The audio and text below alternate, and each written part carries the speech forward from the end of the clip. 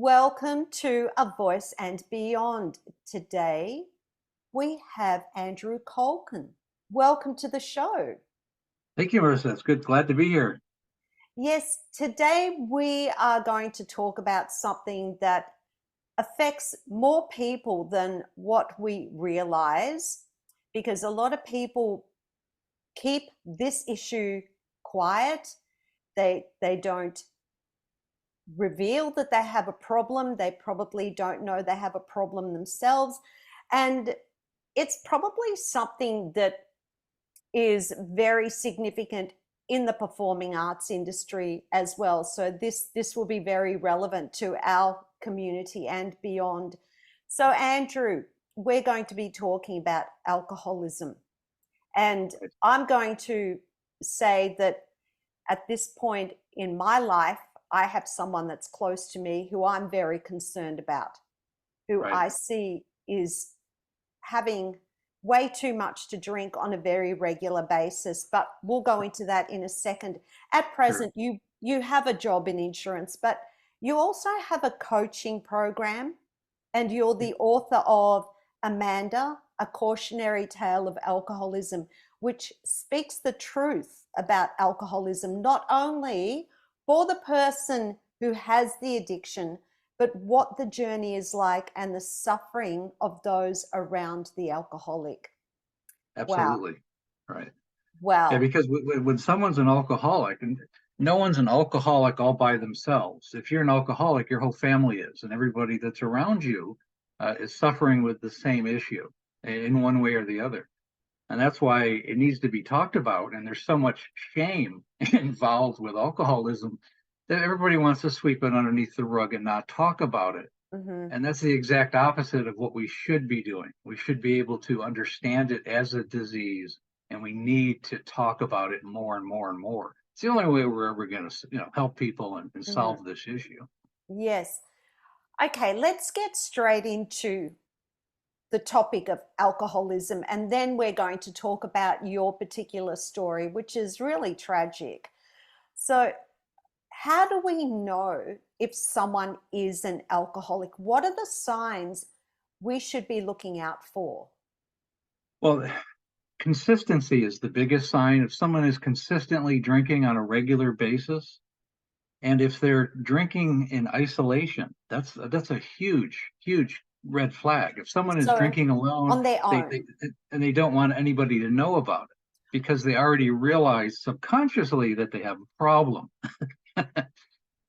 The other big red flag that I found with not just my wife, but with a lot of other people is that they hide their alcohol. So when they finish their bottles and cans, rather than throw them out where they can be discovered, they'll hide them under things, underneath the couch, underneath the bed, behind books, in the flower bed. They will hide them. It's a very weird thing, and it's hard to conceive of that unless you're involved with someone who's an alcoholic. But it's very common. Just it's very weird to hide all your stuff. Wow, wow. You know? And the thing is, you don't know exactly how much they're drinking. No, you can never know. You know. And the other thing is, one of the big myths about alcohol is that people think, I only drink beer or I only drink wine. I'm not drinking hard stuff. Alcohol is alcohol. It's one of the biggest myths. Some people say, well, like my wife, she used to drink Chardonnay by the gallon, and then she switched to beer, saying, well, beer's not as bad. It doesn't have as much alcohol content. Well, what difference does it make if you're drinking 30 of them? What difference does it make? 100%. Alcohol's alcohol, no matter what you're drinking. Uh-huh. You know, 100%. And that's one of the things that I hear. Oh, but this doesn't have much alcohol in it. So they go ahead and drink double the amount. right?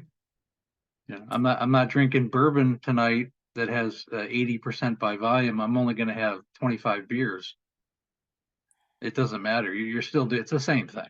Yes. Now Yeah. you've told me that there are 4 stages to alcoholism. What are they? And when does it become a boundary violation that someone's just drinking recreationally to that point where Well, they that's always are full on alcoholic? yeah. This is really the biggest point that I want to do. Is stage one isn't necessarily an alcoholic. You have alcoholic tendencies. It means Mm. And usually most people start their alcoholic career between the ages of 13 and 20. So usually it's high school, college age kids is when they begin, for social, uh, some people are introverted, or it's a way to socially fit in, or to get through their shyness, or to be able to become something that they're not, or to be cool, or, whatever the reason. That's Yeah. generally where it starts. And those are the people I want to get to, because if you can explain to people what stage one, that you're, identify that you're starting a habit, they're not going to get to stage two, and stage three is when you become a chronic alcoholic. And, stage two is basically your life is kind of centered around alcohol. You have become an alcoholic at this point. You're drinking 3, 4, 5 days a week. Your weekend starts on Thursday, and you're getting over the hangover the following Wednesday. It's 5 o'clock somewhere. That's stage two, is when you've created a very physical dependency on alcohol. Hmm. So that Stage person too is looking for a situation that they can create where they can sit down and have a drink at some stage during the day. For example, let's go out to lunch. It's a beautiful day. Let's go out to lunch, and then the alcohol arrives on the table. Exactly. They make any excuse to find any reason to drink. Hmm. Near the end, I mean, just to bring it in, I used to hate going to dinner or to lunch with my wife, because it would take her 45 minutes to decide what to eat, and she would have 3 glasses of wine before she even decided. It was really just about going to get something to drink. What about when someone has about a dozen drinks before they've even left the house? Well, they probably shouldn't be leaving the house at that point, because it's just going to be an embarrassment. It's going to be very awkward and very difficult, and it's going to be Not all about them. necessarily. It's going to be all about them when you get there. Mhm. Okay, let's You know, continue. Let's through continue. my So, my experience. stage three. This is going from bad to worse. Yeah, stage three. Your whole life is centered around alcohol. You get up in the morning, and you have a glass of something. Just, in lieu of food, you're drinking every day. Your life centers around getting alcohol, finding it. You want to be able to have your alcohol set up for the whole day. You don't want anybody to interfere with that. That's your priority in your life. um, and it's physically affecting you. You're having a lot of physical problems. It can affect your liver, your heart. You've gained weight. You're having blurry vision. It can physically affect your mind. The dopamine Forgetfulness. the dopamine in your brain is no longer, you're no longer getting the dopamine fix from alcohol. You're beyond that at this point, where you're just drinking alcohol because it's become a chemical dependent. Okay. When you talked about the mind, uh, is the person becoming forgetful? Yes, they're becoming forgetful. They're making up stories. Uh-huh. They make up stories that never happened. Mm-hmm. Um, in the later stage three and into stage four, they can have a thing called wet brain, which is really a form of dementia, where they were really showing earlier signs of dementia. My wife Yes. seemed like she was starting to become, Mm-hmm. in the state of dementia Mm-hmm. in the last So, couple of years. can a person go through these stages but present slightly differently because everyone's different? Right. There's no cookie cutter. The thing is, there's no Mm-hmm. cookie cutter for any of Mm-hmm. this. Mm-hmm. Mm-hmm. Because some people could go through a rehab, and maybe they escape it for a few years, and then they relapse. So I mean, there's no certain cookie cutter. Generally, stage one is where you want to identify that someone has created an issue that's it's a habit. Mm. It's That just would creating a habit. that would be really hard to identify because if teenagers are drinking, they're usually doing it behind people's backs. So therefore, parents, unless they smell the alcohol, unless they find the empty bottles, unless they know where their children are all the time, they're not going to know. No, they're not, and children will get away with it. And it's not just alcohol, obviously. That leads to Mhm. other things, Yes, yes. other serious drugs. But for the sake of our conversation, we're just talking about alcohol. You can't, as a parent, there's no way you're going to know every minute of every day what your No, child's doing. There's no no. way. And nor can an adult know what another adult is doing. No, And this is where this is so terribly difficult. And then it's what is the difference? Like, is binge drinking a form of alcoholism as well, where someone can go all week without a drink, but then the weekend comes and they absolutely hammer the alcohol? yeah. That's again, that's stage one likely. It just depends on how long it's been going on. Mm. If it's been going on for 5, 6 years, then no, you're you certainly are beyond alcoholic tendencies. Binge drinking for men is something like 8 drinks within 3 hours. For women, it's more like 5 or 6, and that's considered binge drinking. Which That's interesting. but sometimes it's double that. That's the low end. Mm-hmm. And for Mm-hmm. some men, it can be 15 or 20 in a 3 or 4 hour period. Mm-hmm. And this is also very hard too, because not only can we do we not truly know how much someone is drinking, but some people can hide it better than others, and they can hold their liquor better than others as well. Well, absolutely. So that's some of the problem is that there's a lot of calories in alcohol. And so there's going to be a lot of weight gain. Just, I mean, naturally, you're going to gain a lot of weight. A lot of men have big bellies. My Mm-hmm. wife was certainly overweight. And as a result, unfortunately, is that you can consume a lot more alcohol if you're heavier. Oh, Someone who weighs 120 pounds will be drunk after 3 drinks. Somebody who weighs 250 won't get drunk until 10, okay, or yeah. more. I don't hold my liquor very well That's not a at bad all. thing. That's not a No, bad thing. no. I'm fine with that. I'm happy with that. I'm Right. so fine with that. So, what are the lies then that an alcoholic tells themselves? Obviously, they're in denial of their drinking, or are they truly? And what do they Yes. say to people who are close to them? Like, if someone calls them out and says, "You have a drinking problem," what is the usual response to that? Well, the knee jerk response from anyone in that position is going to be complete denial. And well, I always say it's a gaslighting technique, and I've made videos Uh on this. huh. You're the one who has the problem, not me. I don't have the Mm-hmm. problem. You're the one who has the issue if you think I'm drinking too much. Which will drive family members crazy because they're trying to address a real world problem, and their response is to throw back in their face. You're the one with the problem. Mm-hmm. And it's just another technique of denial. And there's 100 different techniques that you could go over with that. But I always say denial. My wife was in denial up until they unplugged the machines and they kept her alive.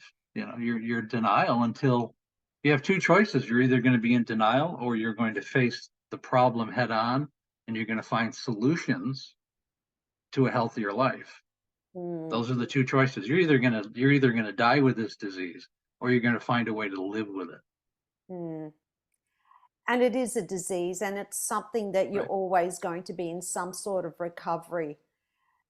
Now, Right. you were married to an alcoholic, and this is where a lot of your experience and your knowledge has come from, is from Right. a lived experience. And your wife was Amanda, and the Yes. book is named after your wife.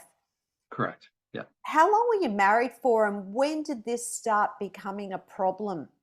When did she start drinking Well, to we the were point? together for 27 years, but we were Okay. married for 25 years. Hmm. She was always kind of a drinker. I mean, she always drank a bottle of wine. Usually at night, she'd have, 3 or 4 glasses because we had our own insurance brokerage. We'd come home at night. It was a stressful job.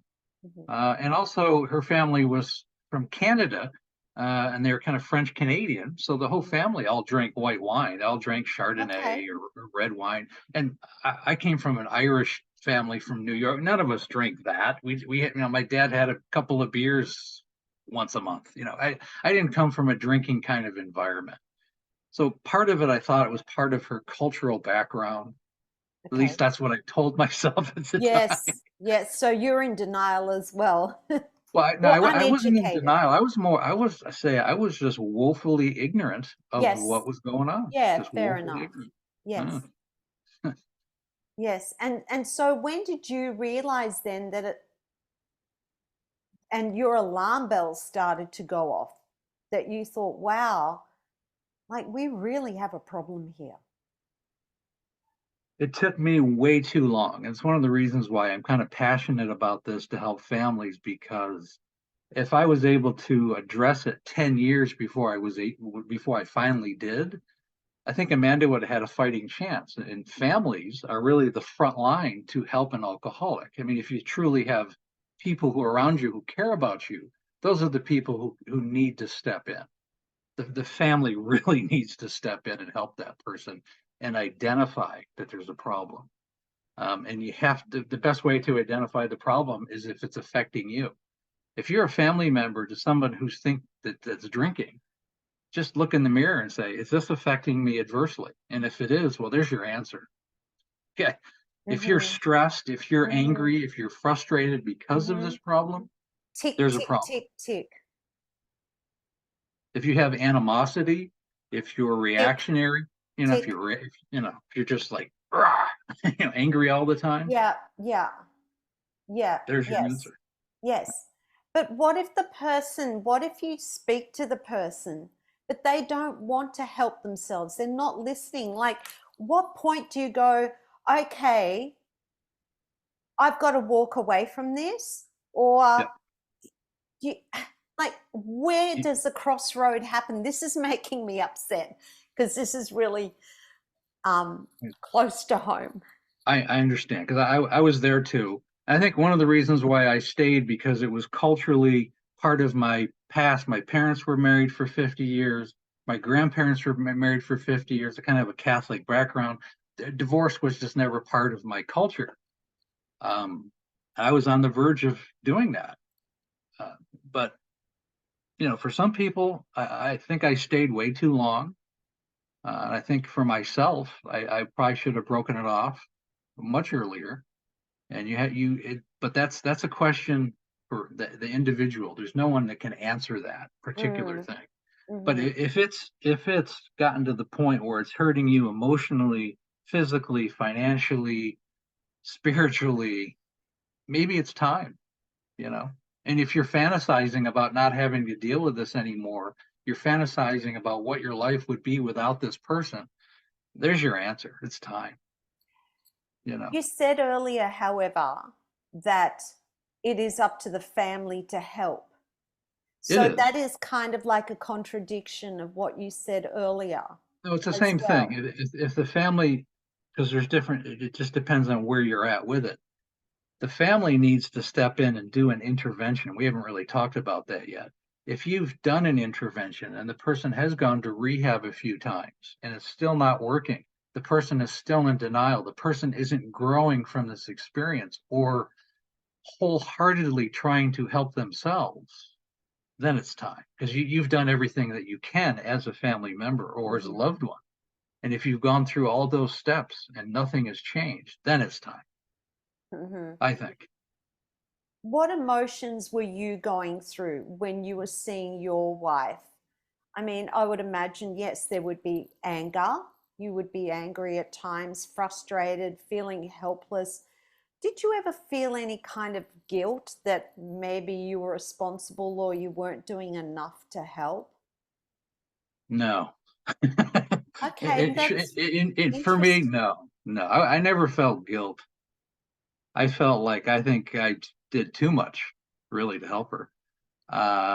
Sometimes you have to look in the mirror and think about enabling, Mm-hmm. because there are times when I bought alcohol for her just so that I could have a calm night and I wouldn't have to deal with a lot of drama. And that's a big factor that families have to deal with.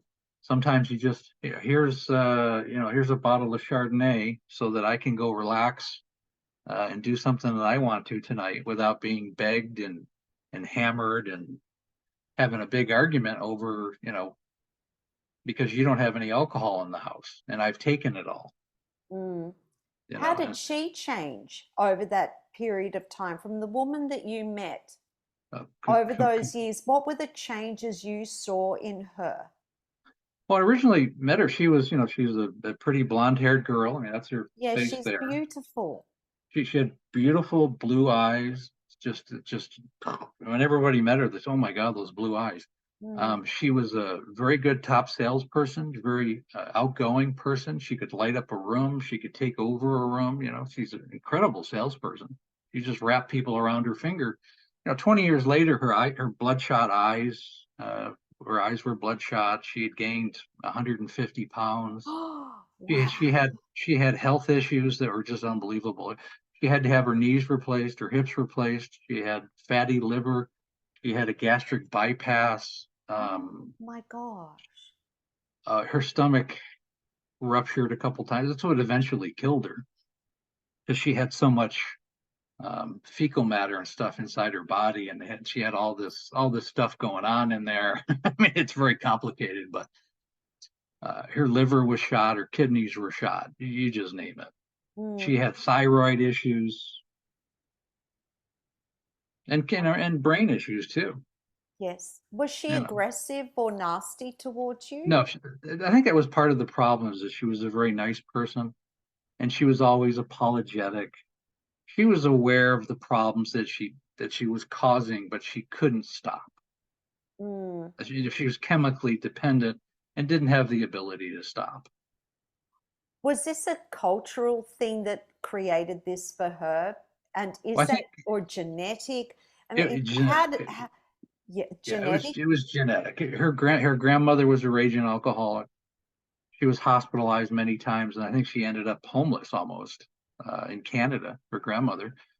I don't want to, she had other close family members that I thought would have passed before she did, but they're still alive. I don't want to mention their names or No, anything, no. but yeah, in her close family. Is it usual then? Because I know, yes, I've heard that it can be a genetic problem or a Well, trigger. you have a higher susceptibility. There are genes that you're born with that gives you a higher susceptibility in conjunction with cultural things. Hmm. But there's also something else. Usually, there's some kind of trauma that might have happened in a person's life. Hmm. Amanda had some trauma when she was 16 years old, which I think it set her off on a trajectory that kind of changed her whole life. I always say, happy, well-adjusted people do not become alcoholics, unfortunately. Hmm. They might not admit that, but there's usually some kind of trauma that happened in their life. Did you have children? Yeah, we have our son. He just graduated from college in Oh, June. Yeah. amazing. How is this impacting on him? Well, he's, Griffin and his son is Griffin. We are very, very close. So I was the parent. Mm-hmm. Most of his childhood, it was the two of us really Hmm. for a lot of it. Hmm. Um, I didn't realize how much it had affected him when Amanda died. He was 19 at the time. He weighed almost 300 pounds himself. He's 6'1". He's big. Yes. And then with a year after she passed, he had lost 115 pounds. He was down to 185. And he went to college and he grew up and he got rid of all his baby fat and he just made a 180. And I didn't realize how, how much emotionally that it had affected him. I had no idea. I Mm. think I was just too close to it. Yes. Well, you were probably just trying to survive. You were just probably just trying to keep your head above water, and you were Yeah. probably parenting her as well. Oh, it was a complete child parent relationship. Yes. The last few years, all you're doing is you're spending all your time trying to protect that person from getting themselves in harming themselves or harming others. I mean, the worst thing they can do is get behind the wheel of the car, Mm. you Mm-hmm. know. Mm-hmm. What about the rest of the family? could they see what was going on, and were Oh they yeah, everybody. offering you support in any way, or were you dealing with this on your own? Yeah, it was pretty much on my own. I didn't really have much. Her family lived within an hour, like they lived in Orange County and they lived in San Diego County. But her parents pretty much, kept themselves out of it. Her siblings kept themselves out of it. My family was very upset about the whole thing. I'm originally from New York. We'd fly to New York. I think the biggest watershed moment, as far as myself with Amanda, is when my mother died. We flew back to New York, and my mother was in the hospital for about a month, and we ended up having to stay at my dad's house for about a month. And every Yes. day we would go to the hospital. Yeah. And I came home one time, and Amanda had cleaned out my dad's entire liquor cabinet, and she was passed out in my dad's living room in a puddle of urine. I mean, Oh, just completely out of. And I'm dealing with my mother dying, and I have this wife who's just completely out of control. So I had to take her and I had to send her back, you know, and it was just all this drama. I couldn't even mourn my mother because I was dealing with such craziness with my wife. And it was such narcissistic behavior. It was just such self-absorption that that was the dividing line for me. That was it for me. We were never the same after that, ever. that's so I just, interesting. yeah, That and so sad, because essentially the time when you needed support, she was emotionally unavailable for you because she was so caught up in her own life, in her own needs. But it seems like to me that it comes a point where you're no longer married to a person, you're married to the alcohol and the addiction. that's really all that's left is you're married to someone who's a complete chronic alcoholic, stage 3 alcoholic, where their entire life is alcohol. And I mean, then there's so many steps to try to separate that person from the alcohol. You can take away car keys, you can take away bank accounts, credit cards, everything you possibly can, and they'll find a way to get it. They'll either invite a friend over. Can you bring a bottle of wine with you? And Mm-hmm. now there's things like, DoorDash. You can call in California. You can call a grocery Here store, too. and they'll deliver a case of beer. It's Yes. crazy, crazy. Yes. Yes. Yeah. Did she seek help? Yeah, she went to 7 rehabilitation facilities. Obviously, it 7. didn't work. Or did they work for a short time? They would work for a very short time, maybe 2, 3 weeks, and she'd be passed That's out. not. I'd come home and she'd be passed out. The problem is, and this is the big problem with rehab facilities, I'm sure it's the same in Australia or anywhere. When you go to a rehab facility, it's 30, 60, 90 days, depending on what your insurance covers or how much money you have, because they're expensive.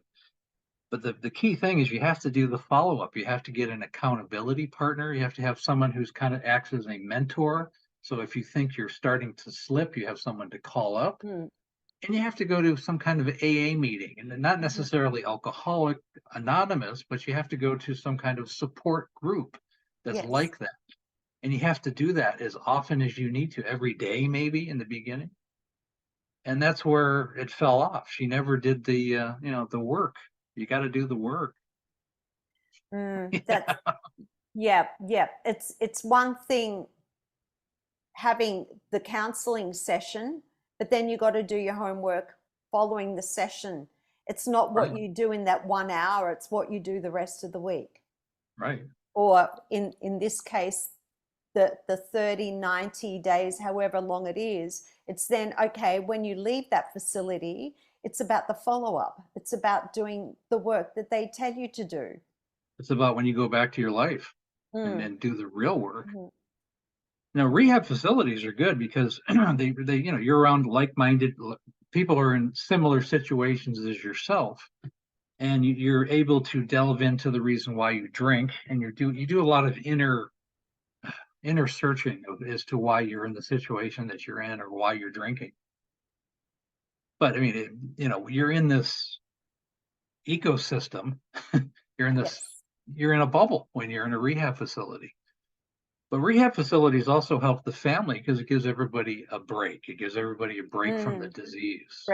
I mean, respite. I used to put Amanda in a rehab facility so that I could go fly home to New York and see my parents.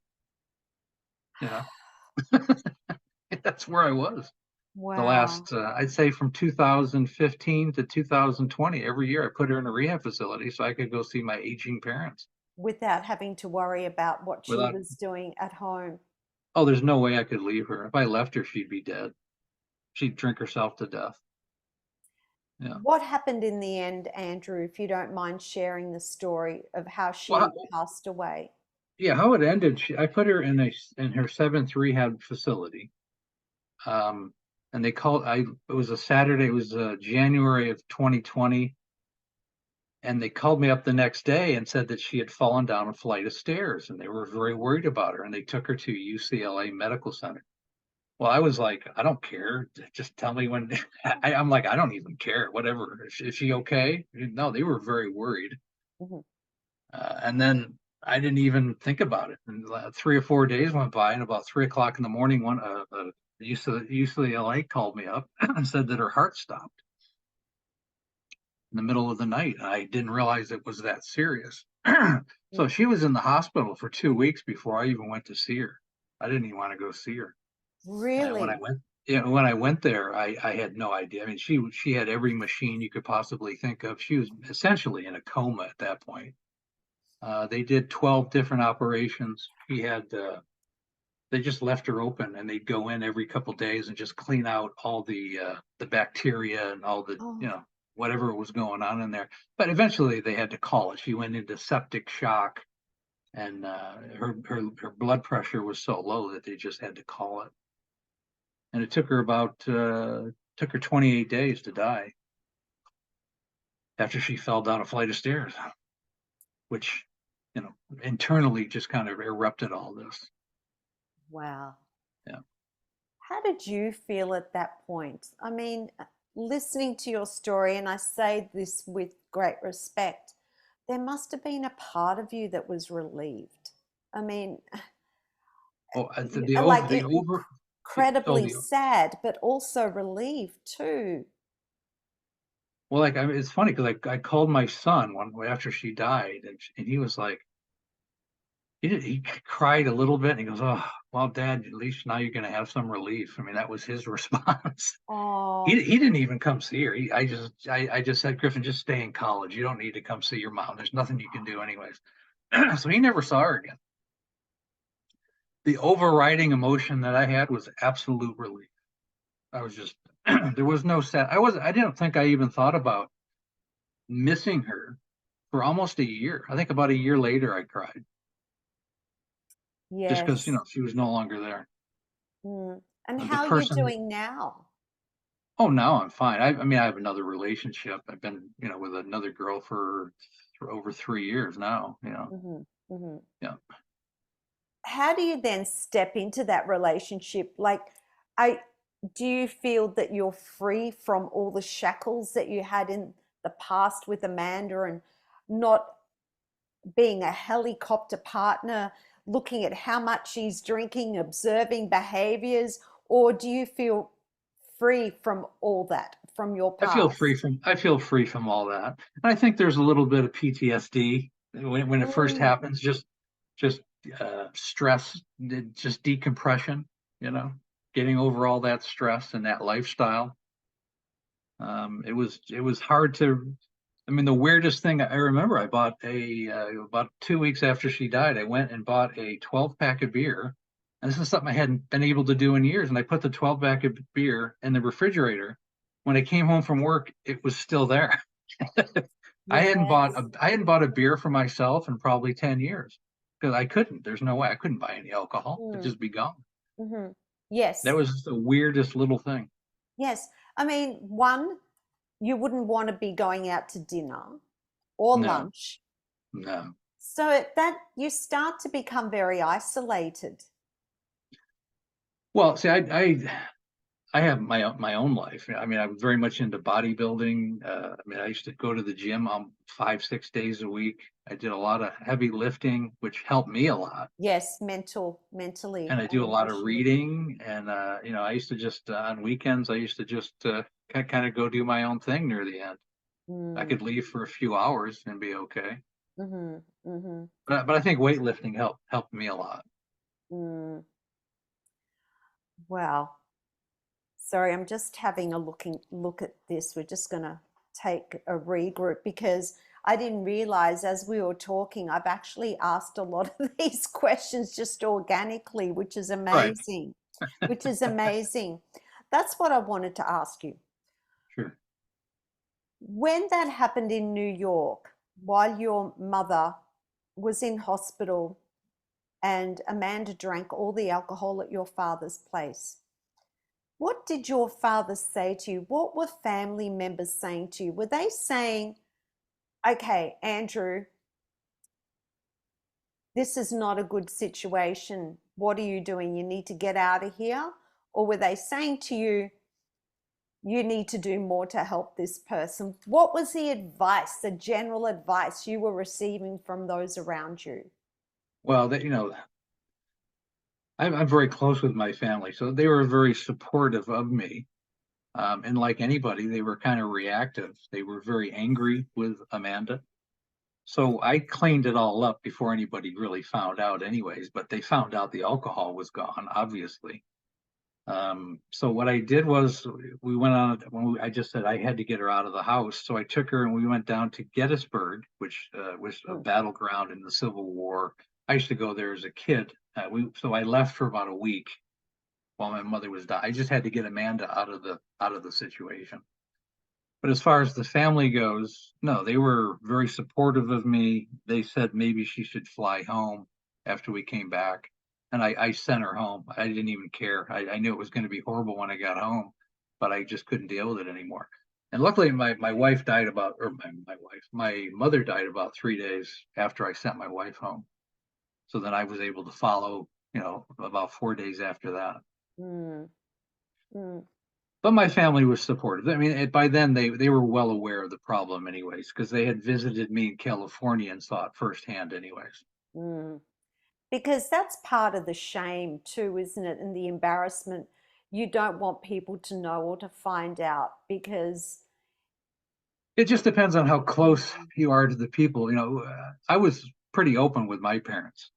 Her family, just the opposite, and I think that's a big part of the problem. They were very closed.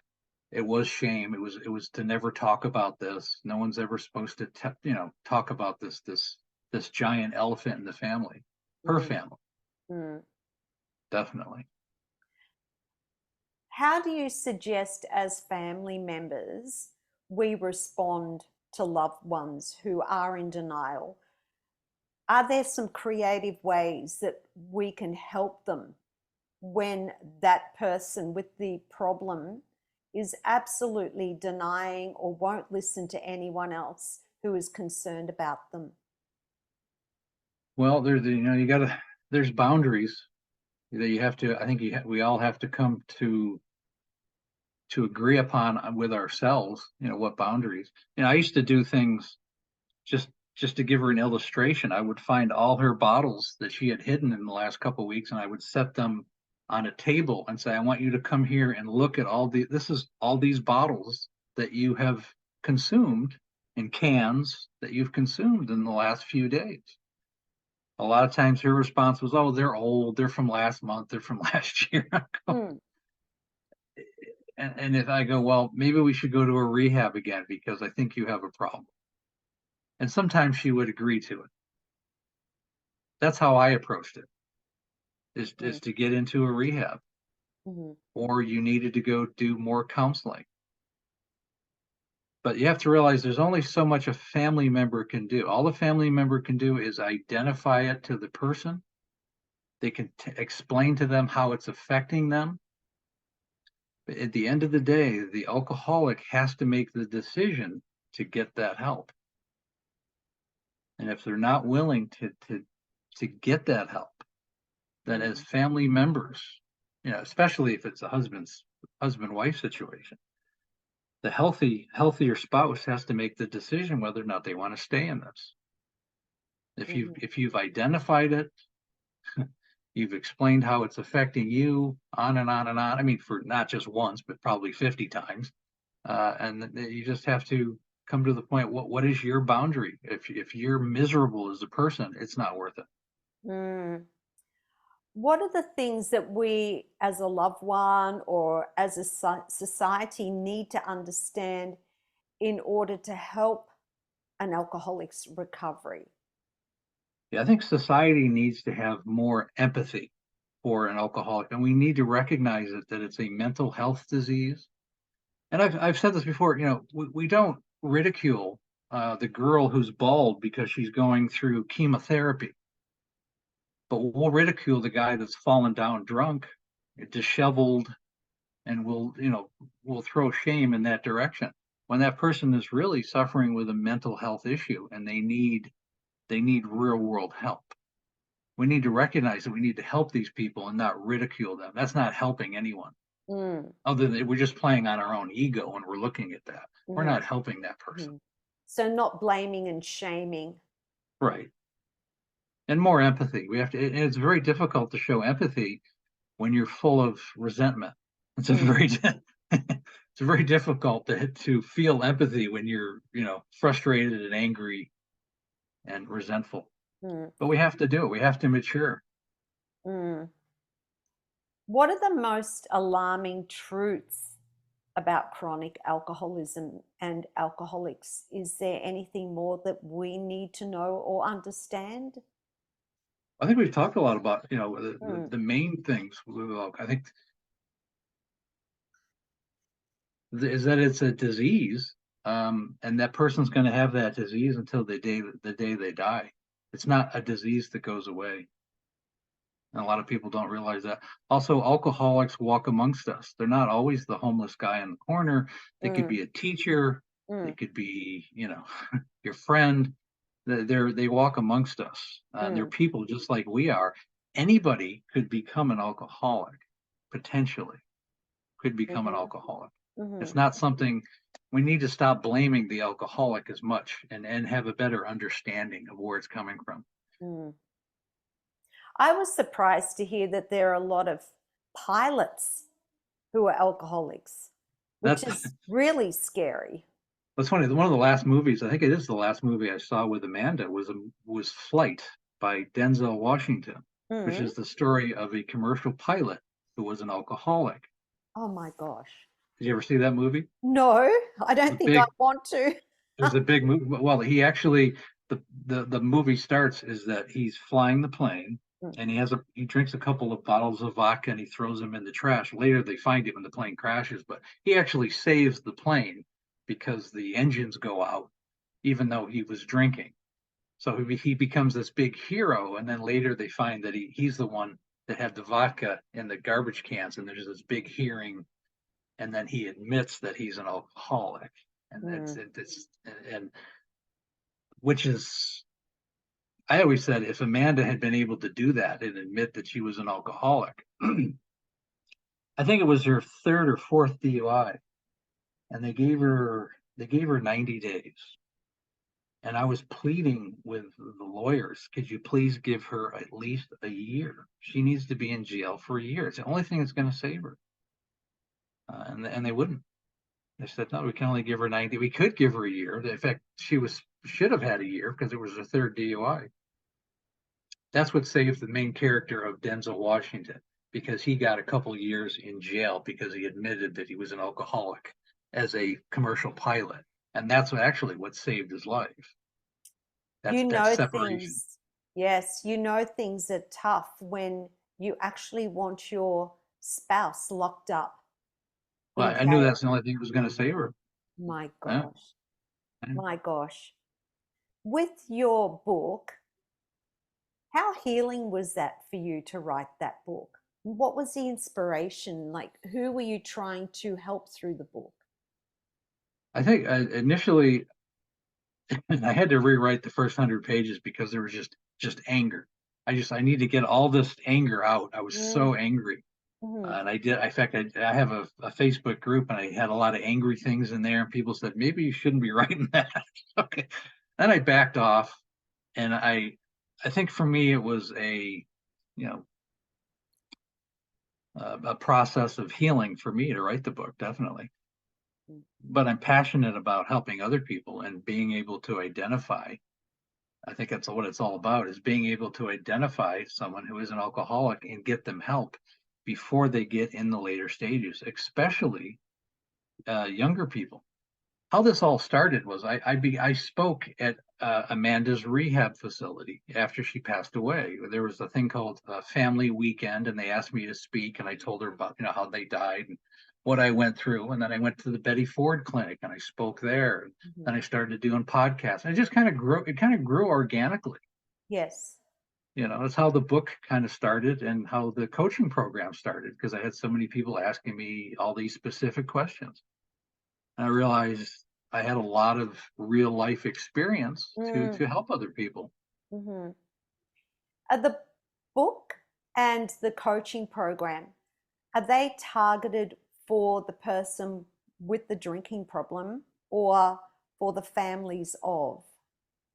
I think initially they're really targeted for families so that they can identify and not be as ignorant as I was about what was going on and have a better understanding on how to approach the problem with their loved one and not be so reactive, have a better understanding of their own emotions so that they can approach it in a uh, much more mature way, but with a much better chance of a better outcome Mm. rather than just anger. Because with every reaction, you're going to get the same reaction. If you're just angry at somebody, they're just going to be angry back, Mm. and that's not going to help anybody. So you have to come at it much more ethically Mhm. and talk to people and explain to them how it's affecting them, how it's affecting yourself. And That's the best approach. and with your coaching program, how does that work? Is that like a, say, like a so many week program, or is it a one-on-one on a per needs basis? How have you structured your program? Yeah, initially, what it is, it's really you're the first part of it is understanding the four different stages of alcoholism and is educating people on what their loved one is going through, or it could be for an alcoholic too. They can go through it and identify their own issues. And then it talks about real world solutions, how to identify with it, what to do when you do identify with it. You do identify someone, and I get into the different relationships, husband wife relationships. The most difficult ones are parent child relationships, because you can walk away from a spouse, you can't walk away from your child. I mean, Mm. not normally. Mhm. I talk a lot about tough love too. Sometimes you gotta show tough love to your kids. You can't enable them. You can't enable the alcoholic, and if you are enabling them to identify that process, understanding your own emotions. There's a lot of there's six different sections, and a lot of it goes over uh, what kind of help you can get, understanding rehab facilities, how to set up an intervention, understand the intervention process when you're intervening with a loved one, and all the very very detailed specific things that need to be set up and said in that conversation, Mm. and the people that need to participate, things like this. Mhm. And there's a lot of alternative group therapies, understanding the importance of an accountability partner. You need somebody that's kind of in your same position but can hold your hand if you're having a weak moment.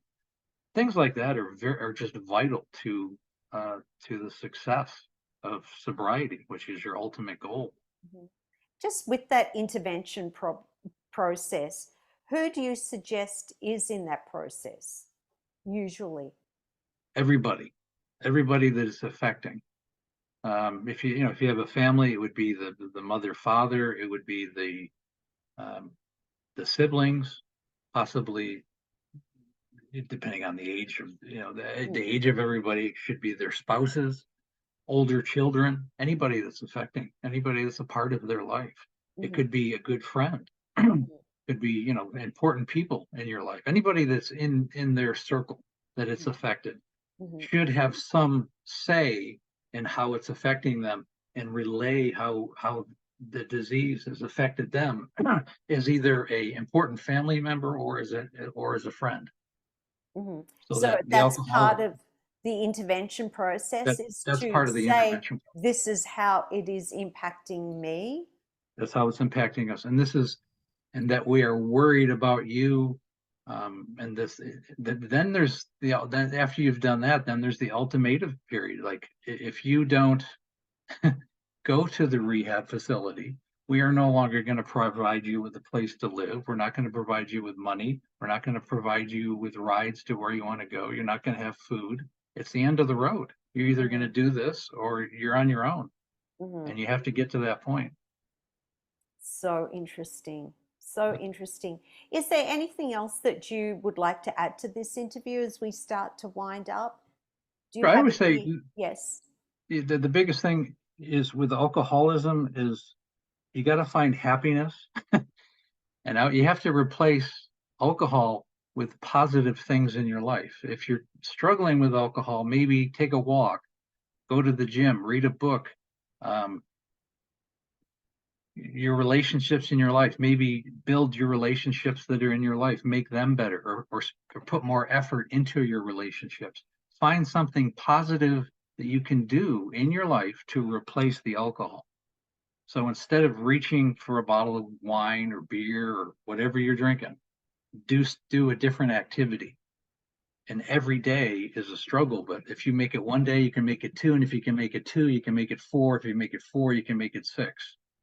And you really need to break it down Mm. in that great a detail. Can anyone at any stage in those four stages of alcoholism do that without No, no, we're talking professional about help? stage one, stage two, when you're creating habits, when you're not completely chemical dependent, but you are showing alcoholic signs. Stage three, when you're I didn't even talk about stage four. Stage four, you're basically dead. It's like stage four cancer. I mean, you're drinking to die. It's like Mm-hmm. leaving the character Mm-hmm. and leaving Las Vegas. Mm-hmm. You're trying to kill Mm-hmm. yourself essentially. Mm-hmm. Yes, I Mm, saw Stage that movie. Yeah, that's stage four. You just Mm-hmm. want to die. You don't care Yes. about anything or anyone. You want to die. Yes. Yes. But stage three, stage four, you've got about, just like cancer, you got about a 5% chance of survival. Stage three, 10-15% chance. But those people need to go to rehab, and then those are the type of people that need to do all the accountability stuff, the accountability partner. They need to do the follow up. They need to go to they need to go to group counseling almost on a regular basis if they have any chance of survival. Okay. Yeah. So we're going to wrap this up now. Sure. Is there any further advice you'd like to give our listeners? Just have a happy, healthy life. It's worth it.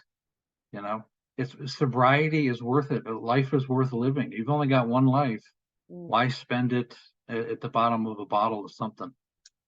You can still have a happy life and make that your goal. And families need to be able to have a happy life too. Yes, yes, That's the ultimate goal. yes.